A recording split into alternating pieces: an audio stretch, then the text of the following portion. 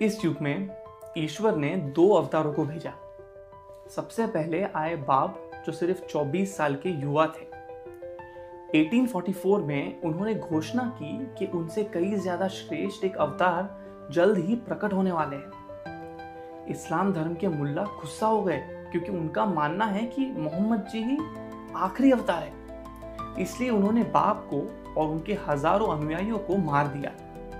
बाब ने जब सामाजिक परिस्थिति और लोगों की मानसिक क्षमता देखी, तब उन्होंने समझा कि लोग उनके बाद आने वाले अवतार का संदेश सुनने के लिए अब तक तैयार नहीं है। इसलिए उन्होंने बहावला से निवेदन किया कि वो 19 साल तक अपनी पहचान ना बताए, ताकि लोग बाब के ग्रंथों को पढ़े और तैयार हो सके। उन 19 सालों में बहावला ने बाब के संदेश को और लोगों तक पहुंचाया।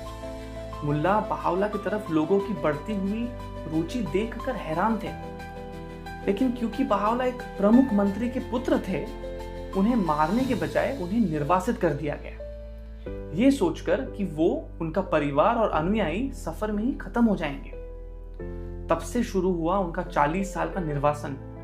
एक शहर से दूसरे 5400 किलोमीटर सर्दियों में रेगिस्तान से, पहाड़ों से, खतरनाक रास्ते और विरोधी लोगों के बीच, कभी स्कूल ना जाने के बावजूद और इतनी कठिन परिस्थिति में बहावला ने 12,000 पन्नों जितने पवित्र शास्त्रों को प्रकट किया। आखिरकार 19 साल बाद 1963 में बहावला ने बगदाद के पास रिजवान के बगीचे में एक महान घोषणा की। हर युग में जो अवतार आए, उन्होंने वचन दिया था कि वो फिर लौटेंगे, मानव जाति में एकता लाने, धर्म की पुनः स्थापना करने और भक्तों की परीक्षा लेने।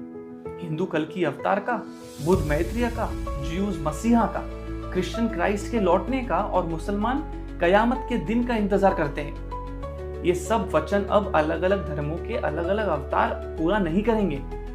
एक ही ईश्वरीय अवतार अब आए हैं, जो सब धर्मों को, जातियों को, राष्ट्रों को एक करेंगे और वासुदेव कुटुंबकम स्थापित करेंगे। बहावला ने रिजवान के बाग में 12 दिन बिताए और कहा कि अगले 1000 साल तक मानव जाति को एकता में रहना सीखना है, पूर्वाग्रह, हिंसा, नफरत निकालना है और धर्म और विज्ञान, स्त्री और पुरुष को साथ लेके चलना है। आज ये 12 दिन रिजवान के त्योहार के रूप में मनाए जाते हैं, जिसे सबसे महान उत्सव भी कहा जाता है, क्योंकि ये वो दिन थे जब ईश्वर की तरफ से नया ज्ञान मानव जाति को मिला, जिसे आपने एक बार तो जरूर पढ़ना चाहिए।